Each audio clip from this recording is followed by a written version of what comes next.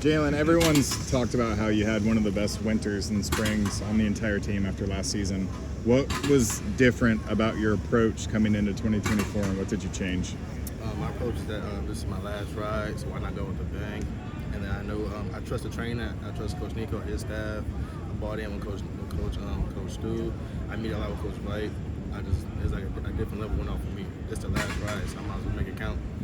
What do you offer in comparison to Dante? You may have to step in, hopefully not. Maybe both of you guys are out there.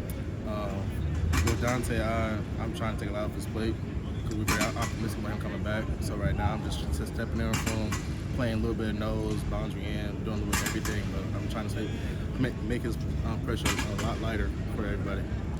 What does Dante add to this defensive line? To me, Dante is the heart and soul of the defensive line because I've played with great guys, and at the middle is weak, you get exposed, and Dante is not weak at all.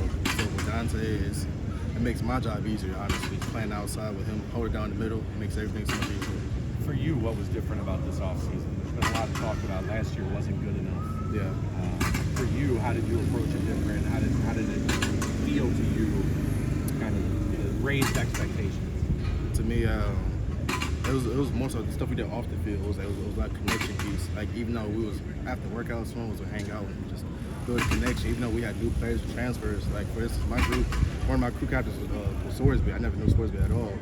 But after workouts, we would sit and talk, just get to know each other. Simply because he's new and I'm new, we didn't know each other. We would meet, talk about our personal goals. So I feel like that was the biggest piece of this offseason. We actually built a connection as a team.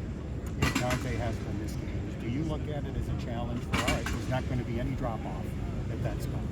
I don't think so. I don't think we'll be done. I always think of the next man up because that's where we train, that's where we practice. We always practice just if something bad happens. So when it does happen, we're prepared and ready for it. You got the catapult thing on. They said 11 guys have hit 22. Are you one of them?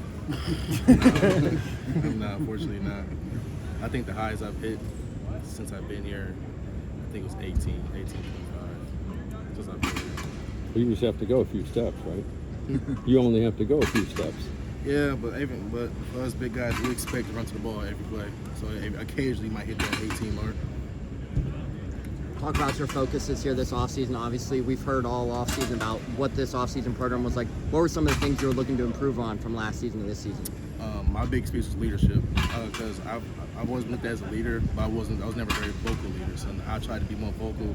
I tried instead of going home, I tried to sit back, help out the newcomers, the freshmen with the playbook stuff that's new for them. Because I know how hard it's coming out of high school to college. It's a big transition. So I tried to stay back and be a vocal leader and help out others instead of just going home. Did you have to challenge yourself after a season like last year to say we're not going to let that happen again?